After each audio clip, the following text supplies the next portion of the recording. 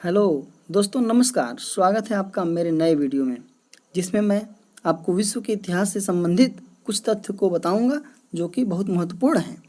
तो चलिए देखते हैं विश्व का इतिहास। पहला, मैं ही राज्य हूँ और मेरे शब्द ही कानून हैं। यह कथन किसका है? मैं ही राज्य हूँ और मेरे शब्द ही कानून हैं, यह कथन किसका है? तो लुई 14वां का है। दूसरा देखते हैं, वर्साय के शीश महल का निर्माण किसने करवाया था? वर्साय के शीश महल का निर्माण किसने करवाया था? तो लुई 14वां ने कराया था। तीसरा देखते हैं, लुई 16वां कब फ्रांस की गद्दी पर बैठा? लुई 16वां कब फ्रांस की गद्दी पर बैठा? 1774 ईस्वी में लुई 16वां फ्रांस की गद्दी पर बैठा। चलिए आगे देखते हैं, लुई 16वां की पत्नी एतवानेत कहाँ की राजकुमारी थी? लुई 16वां की पत्नी एतवानेत कहाँ की राजकुमारी थी? ऑस्ट्रिया की। ऑस्ट्रिया की। चलिए पांचवा देखते हैं, लुई 16वां को किस अपराध के कारण फांसी दी गई? लुई 16वां को किस अपराध के कारण फांसी दी गई? देशद्रोह के अपराध में लुई 16वां को फांसी दी गई। छठवां देखते हैं, अमेरिका ने कब पूर्ण स्वतंत्रता की घोषणा की? अमेरिका ने कब पूर्ण स्वतंत्रता की घोषणा की? जुलाई 1776 ईस्वी में। जुलाई 1776 ईस्वी में अमेरिका ने पूर्ण स्वतंत्रता की घोषणा की। चलिए अगला देखते हैं, 7वां नंबर, टाइल क्या था? टाइल क्या था? टाइल एक प्रकार का भूमिकर था। ठीक है, एक प्रकार का भूमिकर था टाइल। 8वां देखते हैं, वाल्टेयर, मॉन्टेस्क्यू एवं रूसो ने सर्वाधिक योगदान किया। वाल्टेयर, मॉन्टेस्क्यू ने एवं रूसो ने सर्वाधिक योगदान किया। किसमें योगदान किया? फ्रांसीसी क्रांति में। वाल्टेयर, मॉन्टेस्क्यू एवं रूसो ने किसमें सर्वाधिक योगदान किया? तो ये है फ्रांसीसी क्रांति में। 9वां देखते हैं, लेटर्स ऑन इंग्लिश किसकी रचना है? लेटर्स ऑन इंग्लिश किसकी रचना है? तो ये वाल्टेयर की रचना है। देखिए वाल्टेयर की रचना है। अगला देखते हैं, 10वां नंबर, कानून की आत्मा की रचना किसने की थी? कानून की आत्मा की रचना किसने की थी? तो ये मॉन्टेस्क्यू ने की थी। 11 नंबर वाला देखते हैं, माप तोल की दशमलव प्रणाली कहाँ की देन है? माप तोल की दशमलव प्रणाली कहाँ की देन है? तो ये फ्रांस की देन है। सांस्कृतिक राष्ट्रीयता का जनक किसे कहा जाता है? सांस्कृतिक राष्ट्रीयता का जनक किसे कहा जाता है? हर्डर को। हर्डर को कहा जाता है। 13 नंबर का देखते हैं, जर्मनी के आर्थिक राष्ट्रवाद का पिता किसे माना जाता है? जर्मनी के आर्थिक राष्ट्रवाद का पिता किसे माना जाता है? फ्रेडरिक लिस्ट को। फ्रेडरिक लिस्ट को माना जाता है। चलिए आगे वाला देखते हैं, नंबर 14, जर्मनी राष्ट्रीय सभा को किस नाम से जाना जाता है? जर्मनी राष्ट्रीय सभा को किस नाम से जाना जाता है? तो ये डायट के नाम से जाना जाता है। ध्यान रहे, जर्मनी राष्ट्र सभा को किस नाम से जाना जाता है? तो ये डायट नाम से जाना जाता है। 15 नंबर देखिए, 1815 ईस्वी से 1850 ईस्वी के बीच जर्मन साम्राज्य पर किसका आधिपत्य था? एक बार फिर देखते हैं, 1815 ईस्वी से 1850 ईस्वी के बीच जर्मन साम्राज्य पर किसका आधिपत्य था? तो ये ऑस्ट्रिया का आधिपत्य था। ऑस्ट्रिया का। 16 नंबर देखते हैं, बिस्मार्क का जन्म 1 अप्रैल 1815 ईस्वी को कहाँ हुआ था? बिस्मार्क का जन्म कहाँ हुआ था?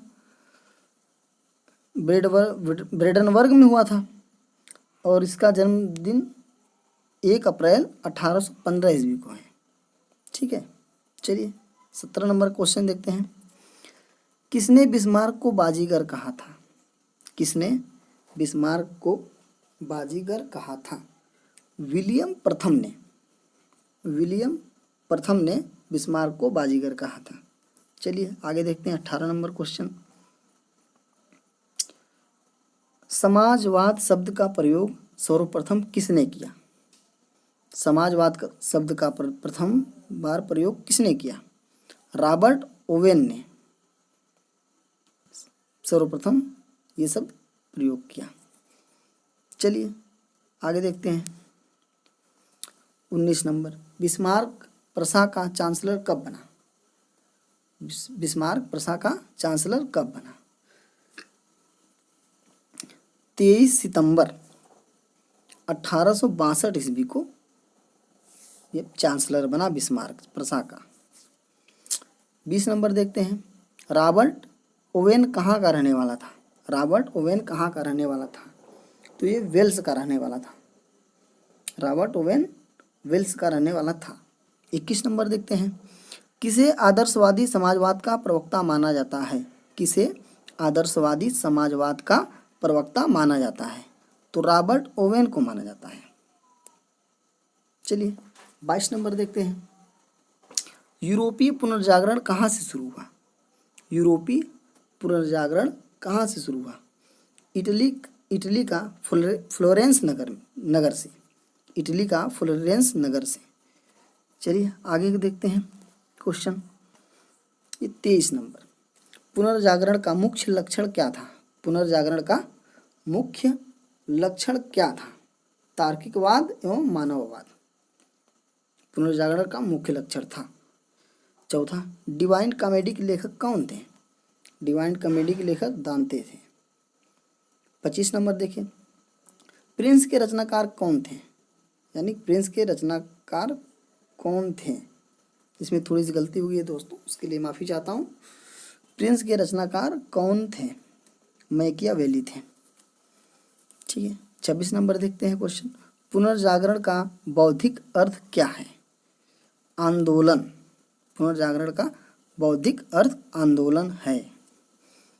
चलिए आगे देखते हैं 27 नंबर। पृथ्वी चारों ओर घूमती है किसने सिद्ध किया? पृथ्वी चारों ओर घूमती है यह बात किसने सिद्ध किया? कापरनिकस ने। चलिए 28 नंबर देखते हैं क्वेश्चन। धर्म सुधार आंदोलन किस सदी में शुरू हुआ? धर्म सुधार आंदोलन किस सदी में शुरू हुआ? तो 16वीं सदी में शुरू हुआ। 29 नंबर क्वेश्चन देखते हैं। धर्म सुधार आंदोलन के जनक किसे माना जाता है? धर्म सुधार आंदोलन के जनक किसे माना जाता है? तो मार्टिन लूथर किंग को माना जाता है। 30 नंबर देखते हैं। मार्टिन लूथर ने बाइबिल का अनुवाद किस भाषा में किया? मार्टिन लूथर ने बाइबिल का अनुवाद किस भाषा में किया? तो ये जर्मन भाषा में किया। ठीक है, जर्मन भाषा में मार्टिन लूथर ने बाइबिल का अनुवाद किया। चलिए आगे देखते हैं। अमेरिका के मूल निवासियों को क्या कहा जाता है? अमेरिका के मूल निवासियों को क्या कहा जाता है? रेड इंडियन कहा जाता है। रेड इंडियन अमेरिका के मूल निवासियों को कहा जाता है। 32 नंबर देखते हैं क्वेश्चन। अमेरिकी स्वतंत्रता संग्राम का तात्कालिक कारण क्या था? अमेरिकी स्वतंत्रता संग्राम का तात्कालिक कारण क्या था? बोस्टन की चाय पार्टी। 33 नंबर क्वेश्चन देखते हैं। बोस्टन की चाय पार्टी के नेता कौन थे? सैमुअल एडम्स बोस्टन की चाय पार्टी के नेता थे। 34 नंबर। अमेरिकी स्वतंत्रता संग्राम का मुख्य नेता कौन था? अमेरिकी स्वतंत्रता संग्राम का मुख्य नेता कौन था? तो जॉर्ज वाशिंगटन अमेरिकी स्वतंत्रता संग्राम का मुख्य नेता था। चलिए आगे देखते हैं 35 नंबर। अमेरिकी स्वतंत्रता संग्राम के समय ब्रिटिश सेनापति कौन था? अमेरिकी स्वतंत्रता संग्राम के समय ब्रिटिश सेनापति कौन था? लॉर्ड कॉर्नवालिस था। ठीक है। चलिए दोस्तों, आज के लिए इतना ही। यहाँ तक वीडियो देखने के लिए धन्यवाद। अगर आप हमारे चैनल पर नए आए हैं तो चैनल को सब्सक्राइब कर लें और बेल आइकन को प्रेस करें। तब तक के लिए नमस्कार, धन्यवाद, जय हिंद।